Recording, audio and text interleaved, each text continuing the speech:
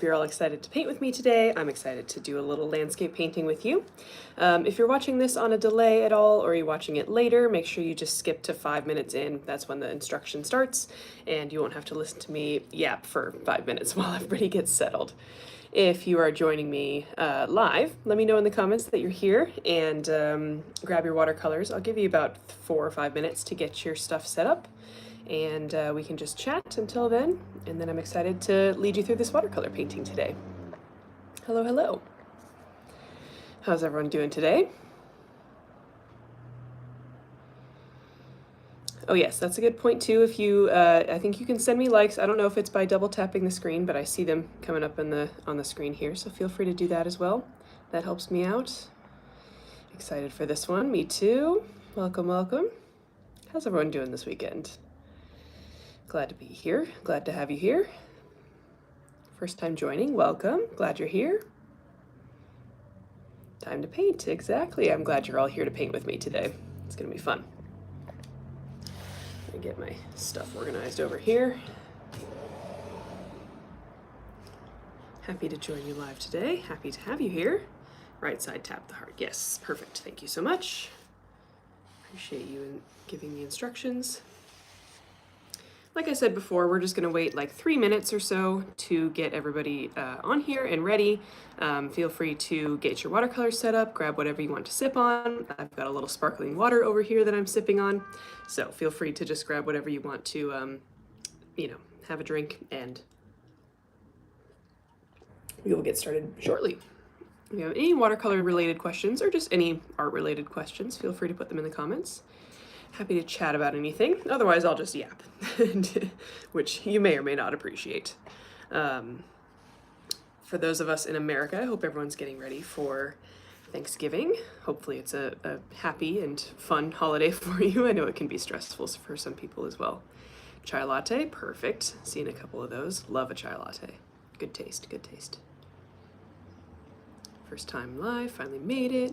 What are we painting today? I will show what we're painting today in like 2 minutes, just so that we don't have to repeat it, but you'll see the painting in 2 minutes. It was pretty unanimous on the voting this time. For those of you who don't know, I do like a little announcement video for when these paint and sips are going to happen, and you guys get to choose what the painting is going to be for the lesson. And so this one was like very overwhelmingly voted for, so I'm excited for this one. Greetings from Virginia, perfect. Hello, hello everybody. We'll just get started in like 2 minutes. Oh, I was talking about Thanksgiving. I love Thanksgiving, and I'm very excited to see my family, but I know not everybody has that kind of situation. So hopefully Thanksgiving is a happy holiday for you guys. If it's not, it's just another week. What brushes will we need today? You will need a large brush and then kind of a medium to small brush. I'm using 2 round brushes, but if you have a different shape, that's okay. Never been on live before, welcome. Glad you're here. A couple of people who've never been on the live before. I'm glad you're all here. It's fun to be on the live. It's fun to interact with you guys. Otherwise, I just sit in this little studio sunroom that by myself. So it's good to talk to other people rather than just myself, you know? Thank you all for the likes as well. I see those coming through. Hoping my painting turns out a little less brown this time. We're gonna try. There is a potential for the painting to turn out brown again today, so we're gonna give it our best shot to not have that happen. But nothing, you know, it's all learning. It's all a learning experience. Never been on live before either. Good. I'm glad you're all here. This is good. The benefit of the live on YouTube, I will just mention, is you can always pause it. So if you get overwhelmed or if you're kind of behind on a step, you can pause it, and then you'll be able to either watch on a slight delay, or you can just skip forward and catch up to where the actual live is. That's up to you. That's one of the benefits of doing it on YouTube. So if you ever get overwhelmed or need to like take a break or anything, you can always just pause the live. Then you'll have to catch up if you want to like have your comments be read like in time, you know, but that's the only thing. So feel free to watch at your own pace. And obviously if you're watching this later on record, then you can skip around as much as you want. All right, I'm gonna go ahead and put you guys in the tripod up here so that you can see what I'm painting. Just give me 1 second to get set up here.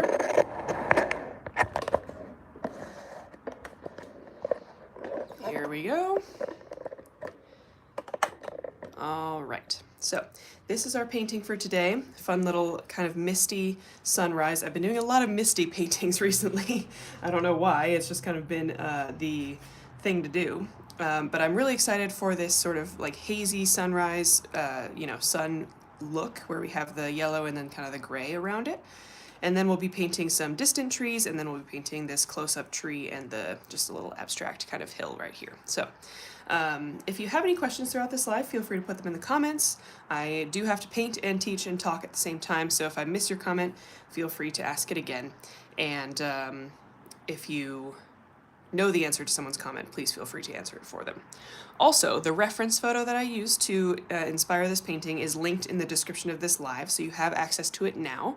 You can pull it up. I've got mine on my computer over here so I can look at it while I'm painting. Feel free to have that up or just take a look at it before we start painting, just so that you can see kind of where we took inspiration from for this painting. So you have access to that right now. For my materials, just because people always ask, I'll be using this watercolor block. It's from this brand called Baohong. It is 100% cotton watercolor paper, and it's about 6 by 8 inches.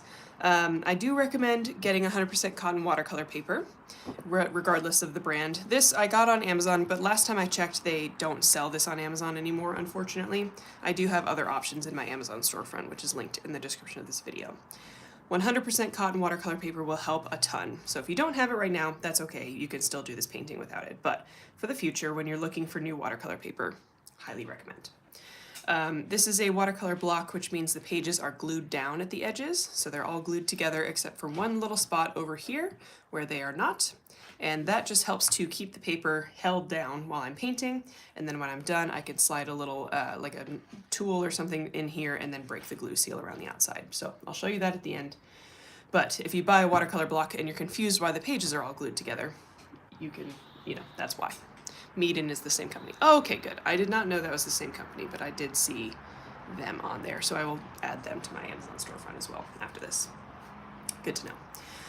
For my paints for today, I'm going to be using this watercolor set that I helped design with Artistro. You can find this in the description as well. It's got 24 colors and then a mixing palette in the lid. And then it's got 2 brushes in here. I'm going to use the larger of the 2 brushes, if I can get it out of here. This will be good for my details because it's a little bit more of like a mixed media brush, so it still holds a fair amount of paint, but not quite as much as like a big brush like this. So I like to use this one for details and a bigger brush like this Princeton round 12 for larger areas. And then I've got my usual cup of water, paper towels, the usual supplies. So go ahead and grab your supplies. And our first step, as per usual, is going to be to put a little bit of water in each of our watercolor pans. So I'm going to use my large brush and just put a little bit of water into each pan, and this just helps to get the colors starting to dissolve a little bit, and it just makes it a lot easier to work with. So this is a good way to start your watercolor paintings. We might not use every color, but you never know. Be a good challenge actually to use every color in a watercolor painting. And while we're doing this, just my usual spiel, this is meant to be fun. We're gonna go for about an hour. I hope you enjoy it. I hope you learn something, and I hope you have fun painting with other people virtually.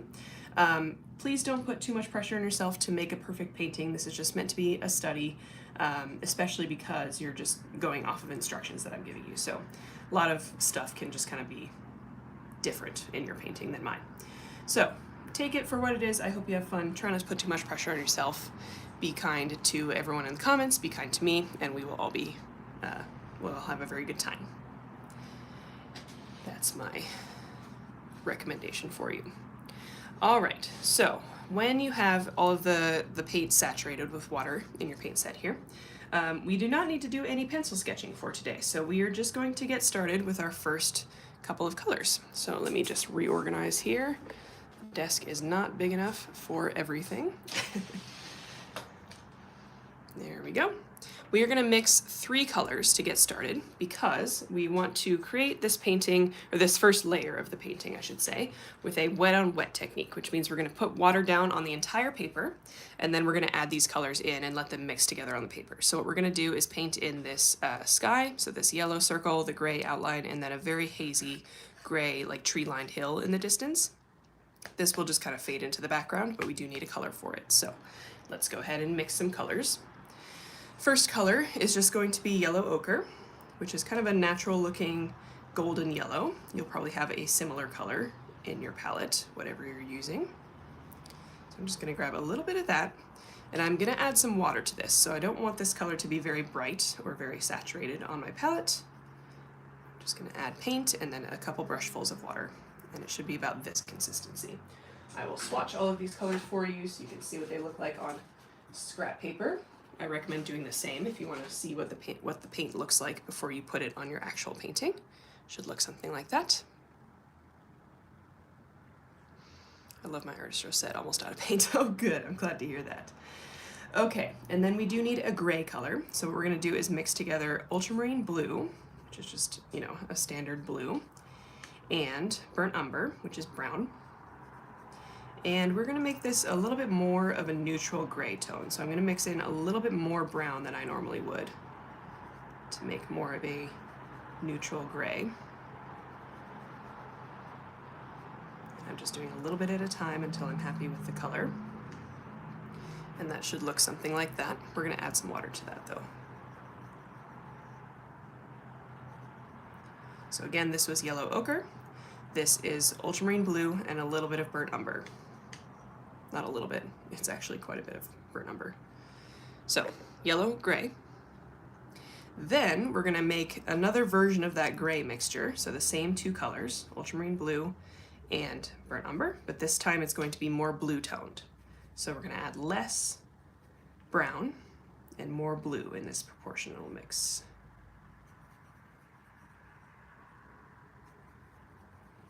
There we go, something like that. Maybe a little bit more blue. It's not going to be that much different from this for the second color that we just mixed, but it is going to be slightly discernibly different. So you can see that that's more blue toned and that's more gray toned. All right, so those are our 3 colors. Yellow ochre, burnt umber and ultramarine blue, burnt umber and ultramarine blue. This one has more brown, this one has more blue.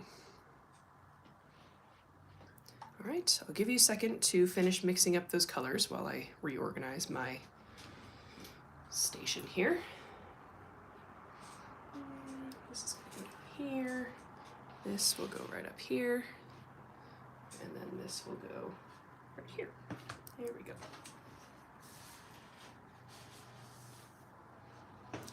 Okay, so what we're going to do is put a layer of water down on the whole paper, like I just said.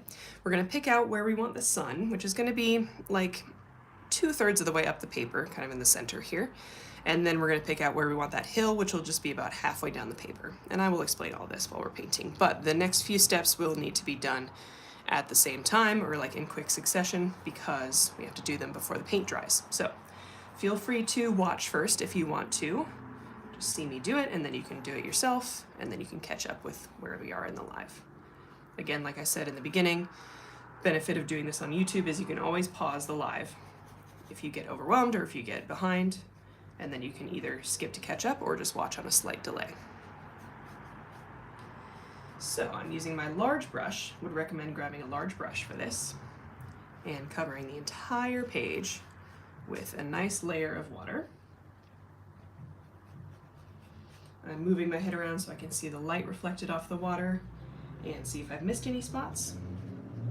And when I'm happy with it, I'm going to go right into my yellow ochre here. And wherever I want the sun, I'm just going to paint a little circle around it, like this, and just expand that circle outward. That might be a little high, but that's okay. So I've just expanded the circle outward. I'm just blending this color out towards the edges of the paper. I can do that again with more paint, just to make it a little bit brighter.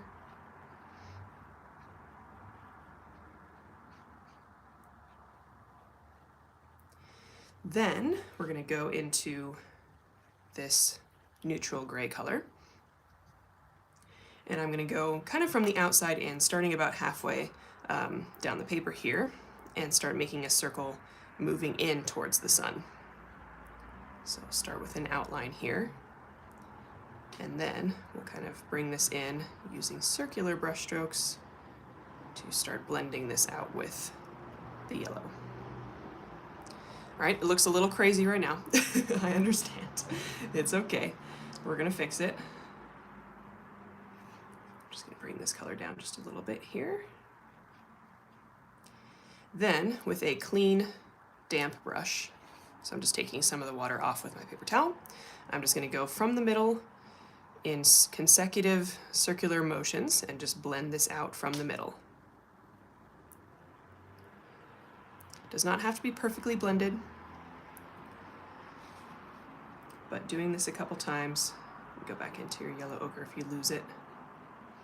Doing this a couple times where we blend outward from the middle, from the sunspot, should blend it together fairly well.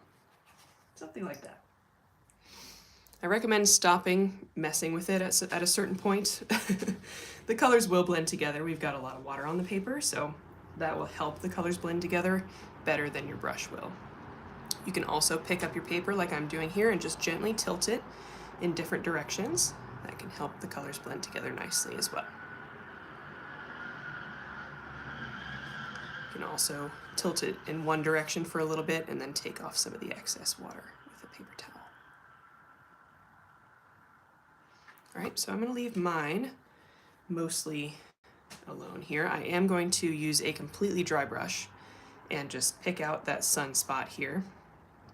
So I'm using a completely dry brush to remove the paint right where I want the sun to be.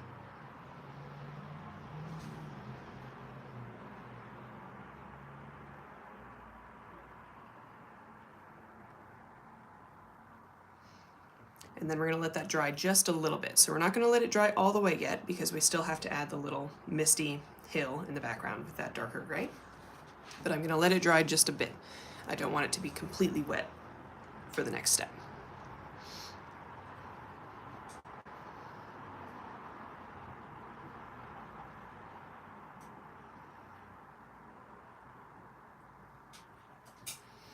Hopefully that makes sense to everybody. Let me know if you have any questions as we're going through this. And right now I'm just waiting for the paper to get the level of dry that I want. It's not going to be completely dry, but I do want it to just be not completely soaking wet. So I'm just paying attention. This might be earlier for you. So just pay attention. And when it is ready, in your opinion, what you're just going to do is grab some of this gray paint, make kind of a diagonal looking hill right here, kind of in the center of the paper. I have to describe it to you because I can't do it yet. It's not, my paper's not quite ready.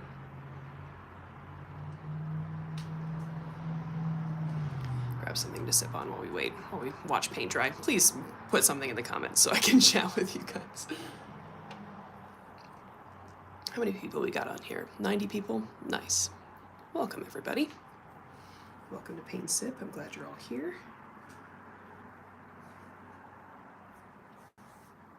So the reason we're waiting patiently-ish is because if we were to do this hill right now, the paper is too wet and the color would go everywhere. And so as the paper dries, the level of, or the amount that the paint is going to spread out shrinks until it's completely dry, and then the paint stays exactly where you put it. And so for the first couple of steps of this, where we wanted to paint the sun and the sky, we wanted the paint to spread everywhere because we want that nice blend between the colors. That's how you get those nice soft blends. But when we want a slightly more detailed look to the paint, we have to let it dry a little bit. And this is a good exercise in both patience and also paying attention to how wet your paper is. And this will take a little bit of practice. You might not get it right this time if you've never tried this before. If you wait too long, you can get kind of a weird texture with your paint. If you don't wait long enough, the paint will spread everywhere and you won't really get much of a detail there. So don't worry about it if it doesn't work exactly correctly this time, you'll get the hang of it. What is your brush? It is Princeton Neptune. Yep, it's a 12 round that I'm working with right now. There you go. You can see the title. How do you know when the paper's ready? Good question. So I'm watching the reflection on the paper, and it turns from very, very shiny when there's a lot of water on the paper, and it just slowly gets a little bit more matte, and the paper starts absorbing the water, and you can kind of tell when that's happening, and mine is getting pretty close here. So it's still shiny. I can still see a lot of light reflecting off of it, but there's no pooling water. The water is starting to get absorbed by the paper or evaporating. So it's getting less shiny, and you can see the texture of the paper more. Do you ever paint on the left on the side? Paint left on the side of the paper pad glue and it runs into the water. No, I have not had that happen. There's just a little bit of glue around the outside, but it's not like the paint from before doesn't really get stuck in it. If you use a dryer, will it change the paper? No, you can definitely use a hair dryer if you just want it to be completely dry, but using a hair dryer does dry the paper a lot faster, and so I would have a hard time knowing when to stop. It also dries the paper a little unevenly because the hair dryer is concentrated in a certain area, so one spot might dry faster than another, and so for this technique I just tend to air dry. All right, I'm gonna go for it. We're gonna see if I was right. This is guesswork on my part too. So I'm gonna put my hill kind of right here, and this is gonna work out nicely. You can always tell right away. So we can see that the paint is spreading out a little bit. I'm getting that sort of bleeding effect there, but it's staying more or less where I put it. So I'm just gonna bring this color all the way down to the bottom of the page. No reason not to.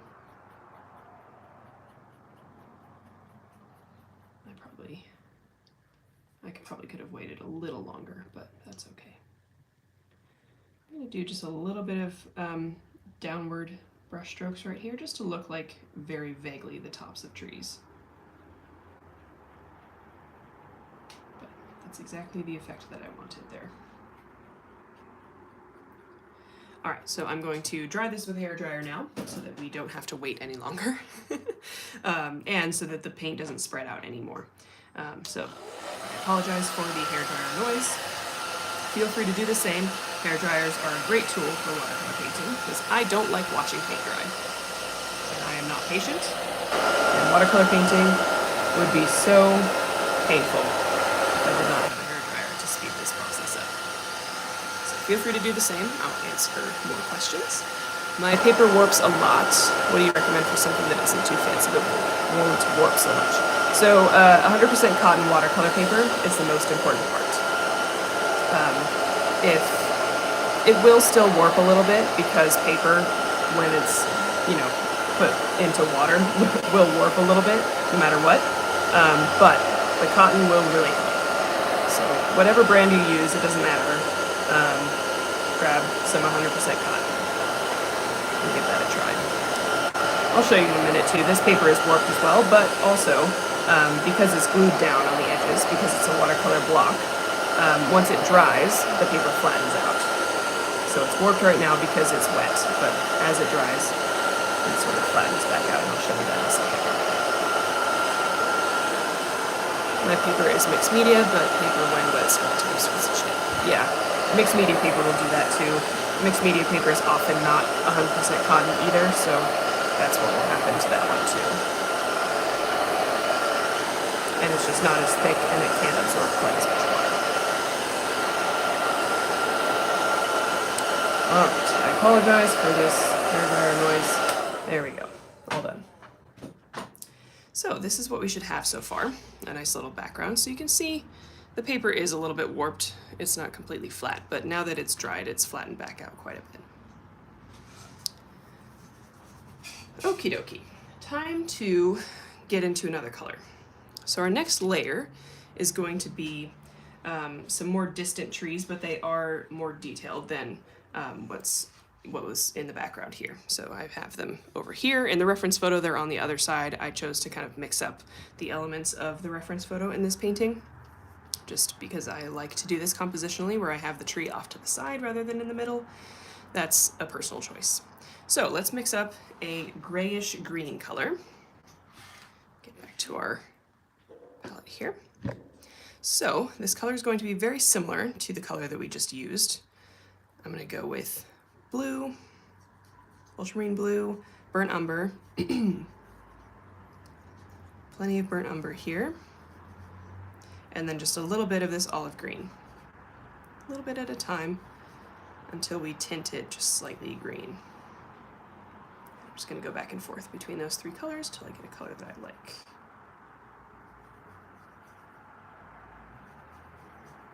Something like this.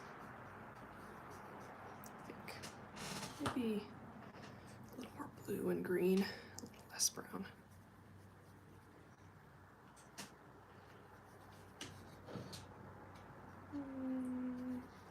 Sorry, I'm also deciding on this. Yeah, I think that'll work. We're gonna add a little bit of water to this, but not quite as much as we added to the first mixtures of colors. Should look something like this, like a gray. I don't have a hairdryer. Will I ruin it if I continue with you? Yes. So with the next steps, your painting does need to be totally dry. You can, like I said before, you can always pause the live and catch up when your paper is completely dry. Would recommend investing in a hairdryer or a heat gun if you do plan to paint with watercolor often, because otherwise you will go insane. Adding a little more water to that. It should look more like this. That's the concentration we're looking for. How did you start your art journey? That's a good question, and it's kind of a boring answer because I just have always painted and always been drawing. I don't remember a time where I wasn't or where I didn't enjoy it. So that's, you know, a fairly long time. I have been a professional artist and done it full time since October of 2021. So it's been a little over 4 years now. And that was due to social media and being able to paint more during the pandemic and posting about my artwork more. So that was how I was able to go full time. All right, so let's go ahead and paint some trees here. I'm switching to my slightly smaller brush here, so I'm switching over to the 12 rounds in my artist stroke palette. And what I'm going to do is not have a completely full brush. So if I've loaded up my brush here with paint, I'm going to remove some of it with a paper towel before I take it to my paper. And this just gives you the ability to have sharper and more precise lines and details. I'm going to put this Misty line of trees over here. You'll notice in the reference photo it's over here. I'm going to put it over here because I want them over here. For these trees, I've done quite a few videos on trees in the past few weeks, so I will go over it again. But if you have any questions about these, feel free to check out my other videos. You'll discover how to paint these. Okay, so what we're going to do is a vertical line, thin vertical line, and then go back and forth adding branches kind of in a V shape down the tree. And make them look a little odd, make them look a little ugly. Try and kind of move your brush around in a interesting way. And I'll zoom you in on these next ones too. But I'm just going to make a little line of trees, and they're just going to go down here a little bit past that first Misty hill that we painted earlier.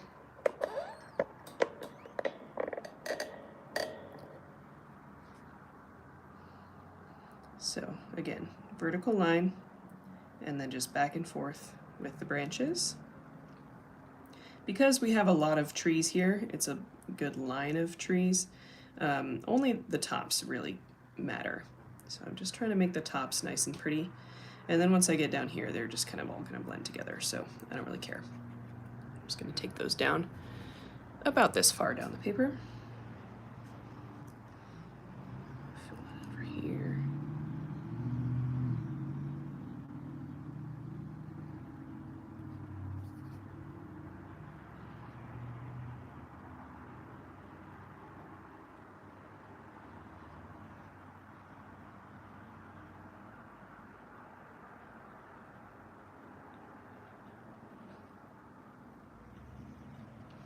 And try to make them different heights. Try to make some really close together, some further apart. just to add some interest there. We don't want just like a line of identical trees that are all the same height and pattern. Will look very realistic. Overall, I'm gonna do kind of a pyramid shape, so these ones are getting taller, and now I'm gonna have them get shorter as I get towards the other side of the page, on average.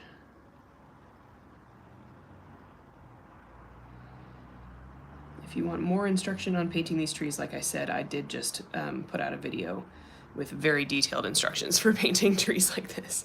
So feel free to check those out. I've seen that there are fewer viewers on YouTube Live than TikTok. Is that a problem for you? You know, that's a good question.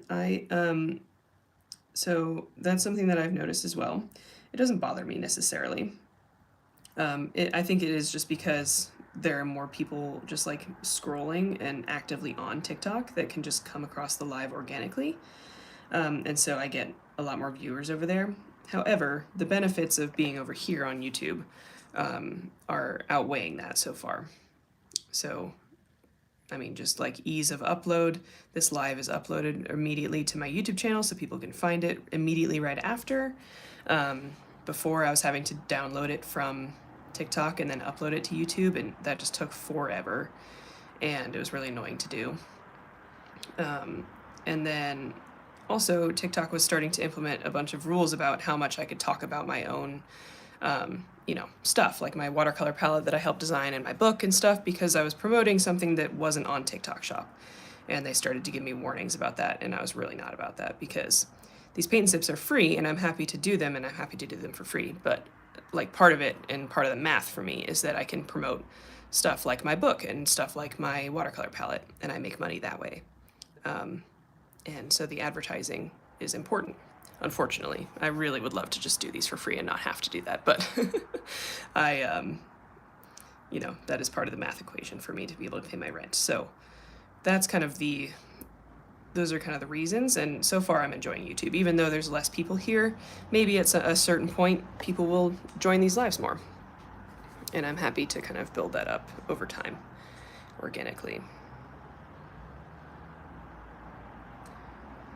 Hope that answers your question. I know some people really like YouTube better too, so I'm happy that more those people can kind of join these lives too. Okay, so I'm gonna go ahead and stop there. I don't need to do much more. I don't need to take these trees all the way across, just because the hill that we're about to paint is gonna go kind of in front of these. So don't feel like you have to bring these all the way across. If you have, that's totally fine.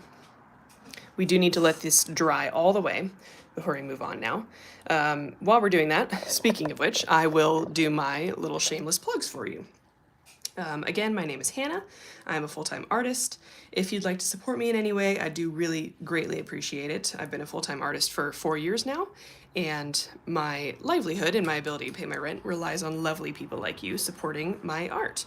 So if you would like to do that, you can go to the description of this video. I've got all my important links down there, so it's really easy to access. Just scroll down and click on the description.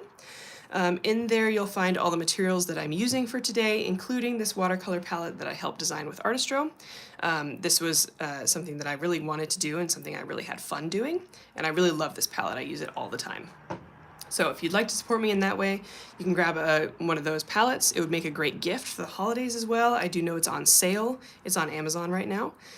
It's on sale for Black Friday, so please do check it out. You'll get some various discounts this week. You'll also find in there the link to my new book, Watercolor Bootcamp, which is coming out January 13th of next year. Speaking of holiday gifts, this would be a great delayed holiday gift because it doesn't come out till January. It is basically an art class in book form, and so it starts with art basics, and then it goes into watercolor basics, and then it goes into more complete watercolor paintings. So if someone in your life is a complete beginner, or if you're a complete beginner, this would be a great book to check out. Again, it's called Watercolor Bootcamp. I'm very excited for it to come out, and pre-orders are available now, and pre-orders really, really help with the overall success of the book. So if that sounds even a little bit interesting to you, please make sure you just check it out and see if it's something that you'd be interested in. That link is in the description. It's one of the top links in there. You can also find my first book that came out last year, Watercolor Wanderlust, which is basically these paint and sip sessions in book form. So if you're enjoying this and you're just a little bit more advanced with watercolor, this would be a great option for you as well. Or, again, a great gift for the holidays for anybody who's interested in painting watercolor landscapes. So it teaches you a lot of skills in here, but it also just does it in a practical way where you're learning how to paint these landscapes. You're learning as you're painting landscapes. So it's not a lot of like downtime of just practicing boring stuff. You're gonna learn while you're doing. So I really enjoyed making this book and I hope you enjoy it too. You'll also find my Etsy shop, which is where I sell all of my paintings, prints, postcards, bookmarks. I'm gonna have some new stuff in there, probably right after this live. I'm gonna upload some new stuff, including greeting cards and some new paintings and some new prints. So make sure you check that out for your holiday gift giving as well. And last, I'll mention if you'd like to support me in a monthly basis, my Patreon is also linked in the description of this video. So if you'd like to support me monthly and you know, you get an extra tutorial every month and you get some art gifts every month, that's a great place to go too. And then my Amazon storefront is down there too if you want all of my art supply recommendations. So those are all your options. Oh, and last, if you'd like to leave me a tip or a gift, like I said, these paint and sips are always free, but if you'd like to leave me a tip, my PayPal is linked at the bottom of those links, and you can click on that. If you'd like to leave me a little tip, that's always super appreciated. Not necessary, but very much appreciated if you choose to do that. And thank you very much for however you choose to support me. If you can't support me in any of those monetary ways yet, that's totally fine. Subscribing here on YouTube, following me on my other social medias, liking, commenting on my videos, watching my videos here on YouTube, all of that is super helpful as well. So, however you choose to support me, I really, really appreciate it. I would not be able to do this without people like you, and I am very grateful. All right, that was a lot of plugs. I apologize. Thank you for listening. I'm gonna take a sip of my sparkling water, and we are gonna go ahead and move on. I'm gonna make sure this is dry with my hairdryer, super quick, because I want it to be fully dry before we move on to our last layer.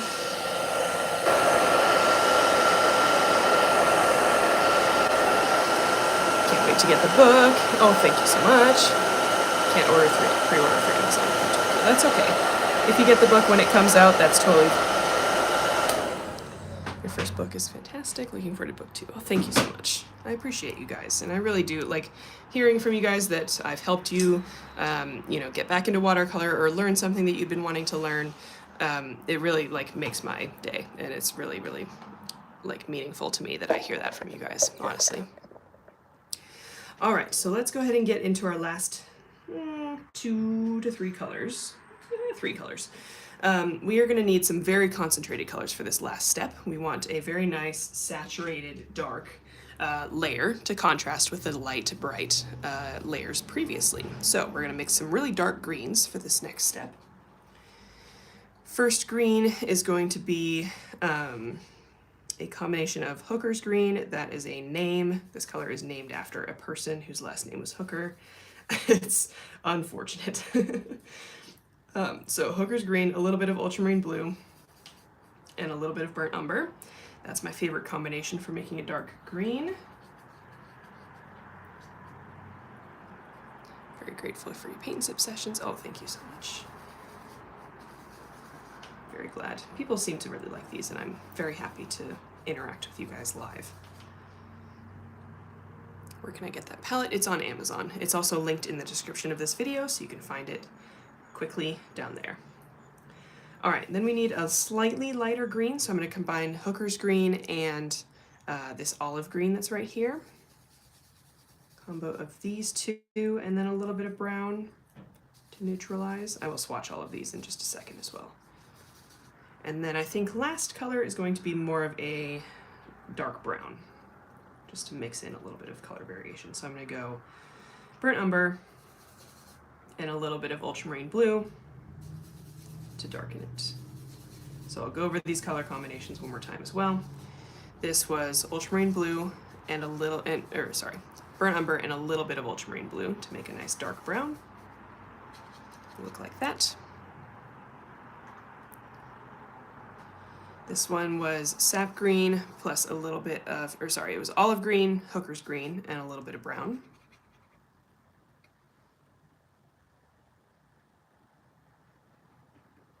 And then this one was Hooker's Green, Ultramarine Blue, and Burnt Umber.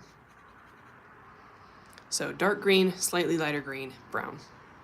As long as your colors are in those families, you'll be totally fine. Followed along to quite a few videos, and even when I try for the first time, I get a pretty good result, so thank you. Oh, thank you so much. I'm really happy to hear that. Makes me happy to hear. All right, so for this last step here, we are gonna include the foreground hill. Again, if you need to see the reference photo, it is linked in the description of this video. And we're gonna paint the tree. Now in the reference photo, the tree is in the very middle of the painting. You're welcome to put the tree wherever you'd like. I like to do a little bit to the side just because it's a little bit more pleasing to the composition. But this also works where the sun and the tree are kind of lined up like this. So it is totally up to you. You can put the tree wherever. The instructions will be the same, and you can kind of make this your own in that way. I think we will paint the hill first. So I'm going to go into this slightly lighter green and figure out the outline of my hill. And I'm going to use the side of my brush and just kind of scrape my brush along the paper here to get kind of an interesting outline on the hill. And that just kind of, like, the paint kind of scrapes along the paper, and I just kind of get these little, like, extra textures. And that will just help it look like this is a grassy hill with like lots of plants and stuff growing out of it. So once I have my outline, I can start working my way down. Again, just using the side of my brush for lots of texture and just creating the, all of the plants and stuff growing on this hill. Mix a little bit more of this color here. Do that quickly. So continue working my way down, just using the side of my brush, kind of scraping it and pushing the paint along. At any point, feel free to switch to the other green or brown and just kind of add that in as you paint. Those colors will mix together a little bit and give you some color variation and some textures, and this is how we're creating kind of a grassy hill without having to paint each individual blade of grass. So I'm just switching back and forth between these colors, kind of at random, letting them blend together a bit on the paper.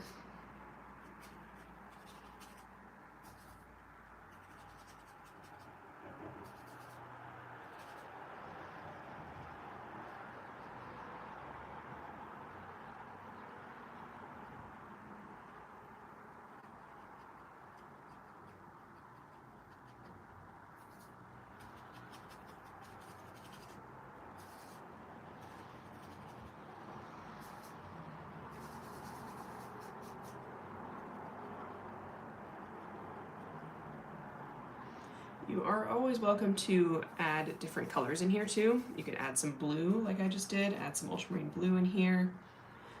You could just add plain paint from your paint pan. I'm reaching over here, you can't see it, but I'm just grabbing some plain paint from my paint pan, adding some nice concentrated colors in here. Really any color would work. And it just helps to create kind of a more, it's just more texture.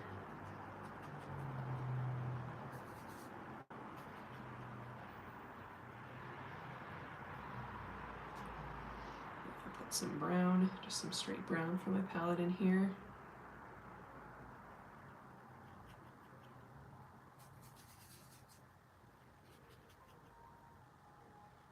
Be free. You can add whatever color you want. Maybe not like purple or bright pink or something like that, but any sort of natural color. Yellow ochre, I'm putting some yellow ochre in here. That would work. Red would work. Just a little bit of red. Sometimes adds a little pop to a painting. Contrasts nicely. And we'll just finish it up with this green here.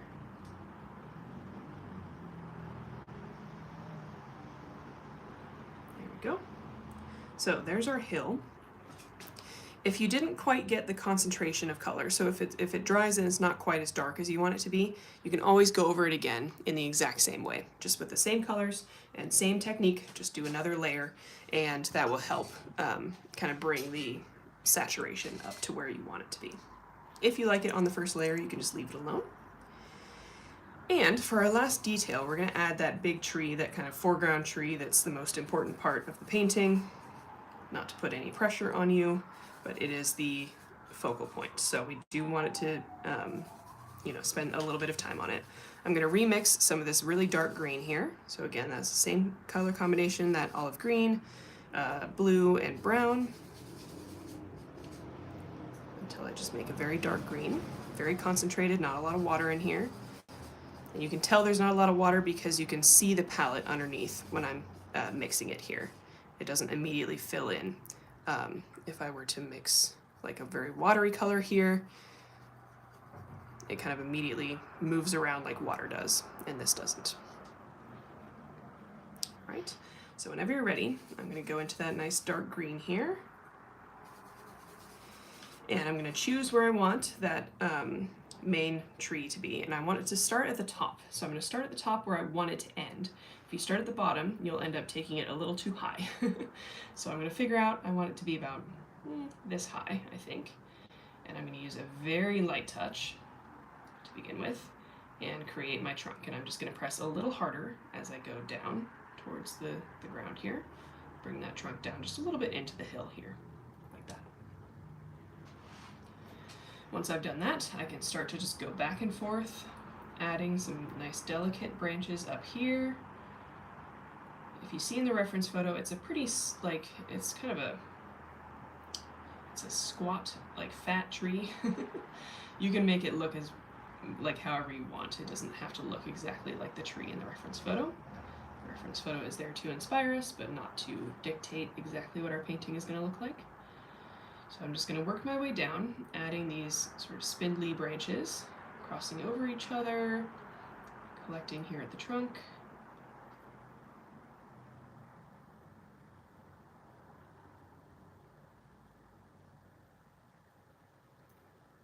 Maybe at a certain point here I'll leave a little bit of space for the trunk to just show through like this. Keep working my way down. Start adding some fuller branches as we get down here.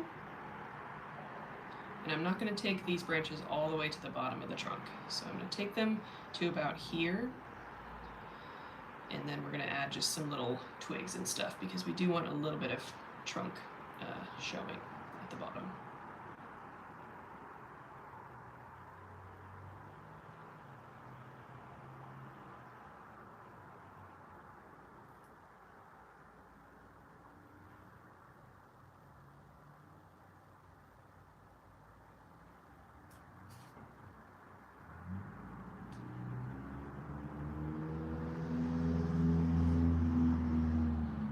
Stop kind of right there, and then as we get down to the bottom of this trunk, I'm just going to add some little branches and little things that are kind of just growing out of the trunk there.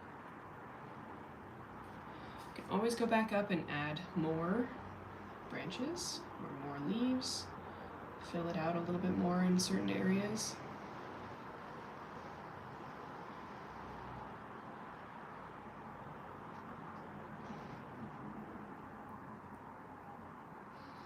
Size brush are you using? I'm using this 12 round that comes with the Artistro palette. It's not as big as the 12 round that I got from Princeton Neptune. It's a little bit smaller of a brush, and it's, like I said in the beginning, it's more of a mixed media brush, and so it holds a little less paint, and so that makes it good for details like this. Oh boy, there's a siren about to go by. Apologies. Saved by the bell. Now I don't want to populate this tree. I do want to leave a little bit for the imagination, so don't feel like you need to do every single branch and twig that's possibly on this tree.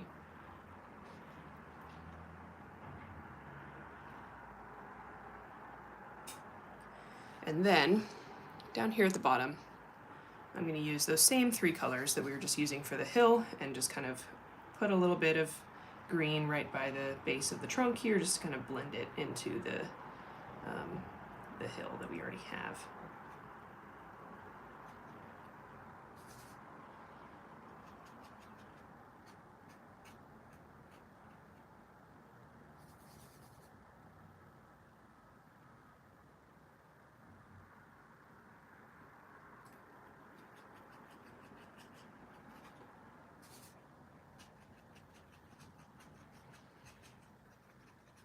Back in and just adding a little bit of texture at the side of my brush, just a little extra texture and layer of color, same as we did before.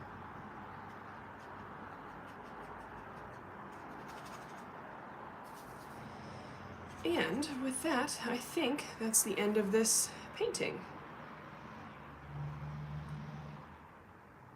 She says as she continues painting. Just a little more. All right, I'm gonna leave it alone. There's the end of the painting.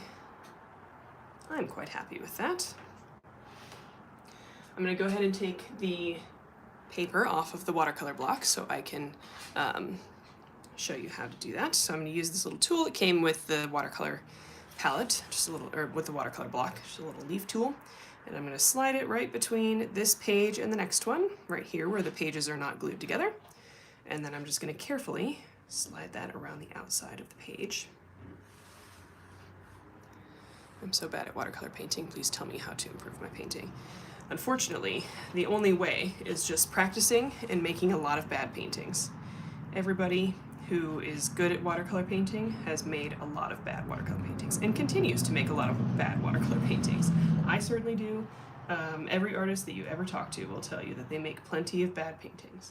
And unfortunately, you just gotta kind of suffer through that until you have paintings that you like. There's a lot of information out there, a lot of tutorials that you can use to help you, but a lot of it has to just be you learning from mistakes and learning and trying again. So, I know it's not the answer that you want. I wish I had just a magic potion that would let you be good at watercolor painting, but it is just practice. And you will continue to improve for your whole life. I have plenty still to learn. I don't always make good paintings. I have plenty of stuff that I want to improve on. All right, so there is our finished painting, and there is our page for next time. So that's always fun with a watercolor block. Fold that up, and here is our final piece. Again, I really do hope you enjoyed this. If you painted along with me, I do enjoy doing a little art gallery every week. So if you painted with me and you want to post your painting publicly, post it on your Instagram story. My Instagram is @HannahMP with 3 H's. It is linked in the description, or is listed in the description of this video. Tag me in your Instagram story of your painting, and I will repost everybody's that I get. That way on my story, we have a whole art gallery. Love seeing everybody's paintings. If you don't want to post it publicly, you can message it to me. I do look at all my messages. I do get a lot of them though, so I can't always respond to everybody. Otherwise I'd be on my phone for way too long. Let's see, what else do I have to say? Please do check out the links in the description here. Make sure you subscribe to the channel. And if you'd like to support me, you can check out the pre-order link for my new book, Watercolor Bootcamp. You can check out Watercolor Wanderlust, my book that's already out. Go to my Etsy shop, check out all of the paintings and stuff that are there. Highly appreciate that, especially with the holidays coming up. Check out my Patreon if you want to support me monthly, my Amazon storefront if you want my art supply recommendations, and my PayPal is down there if you want to leave me a tip for today's session. Always appreciated. I think that's all the plugs I have for you. I will stay on the line for a few minutes if anybody wants to chat, or if anybody has any last minute questions, but there's our final painting. And again, this live is always available. It's in my live tab on my channel, and you can always come back to this if you want to try this painting again. So this video will be available forever. Let's see, what comments do we have? Can't wait to show you my painting later today when I try it. Yes, can't wait to see it. How do we paint by our imagination? There's a couple ways. You can, I mean, you just do it, is kind of the asshole answer. You just kind of figure out something to paint. I find that the best way to do it is by painting a lot of realism. And then as you figure out how to make elements of paintings, like I do landscapes, so let's say, you know, you figure out how to make trees look realistic without having to look at a reference photo. You figure out how to make mountains look realistic without having a reference photo. You figure out how to make water look realistic without having a reference photo.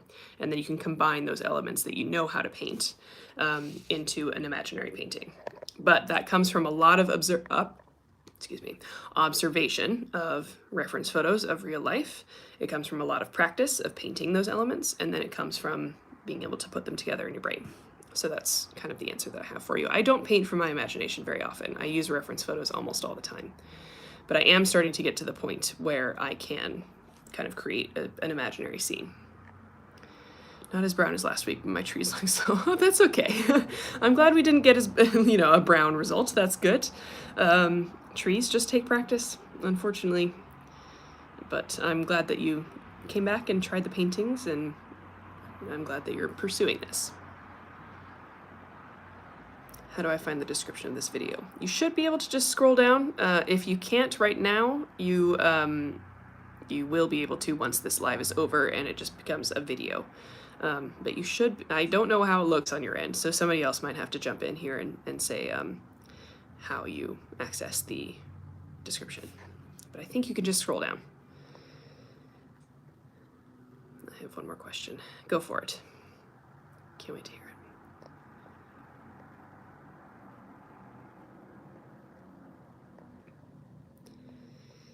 All right.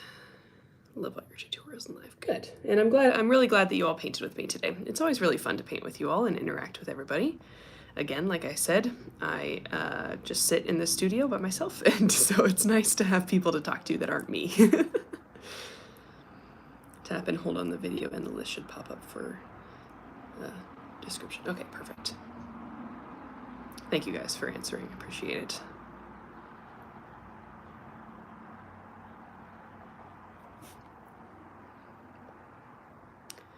All right. I think with that, I will go ahead and sign off and leave you to the rest of your weekend. Paint and Sip will be back in 2 weekends. So not next weekend, the weekend after Thanksgiving, I will not be available. The next weekend, I will do a Paint and Sip that weekend. Actually, no, I will also not be available that weekend. But I will have a pre-recorded video for you that weekend, and then probably Paint and Sip the next weekend. You'll see when these are going on my Instagram or TikTok. That's where I announce my lives. So if you ever are curious when there's a live, you can check my Instagram or TikTok, or you can just sign on here at 1 p.m. on Saturdays and see if there is one. There will usually be a pre-recorded video or a live on Saturdays around 1 p.m. Sometimes the pre-recordeds can be sometime, you know, throughout the day, but the live will always be on Saturday at 1. So if you're ever curious, log on then, and you can paint with me if I'm on. All right, guys, I'm going to go ahead and log off. Thank you again so much for joining me. Always appreciate painting with you. Hope you have a good rest of your weekend. Good Thanksgiving for those of you in the US, and I'll see you later.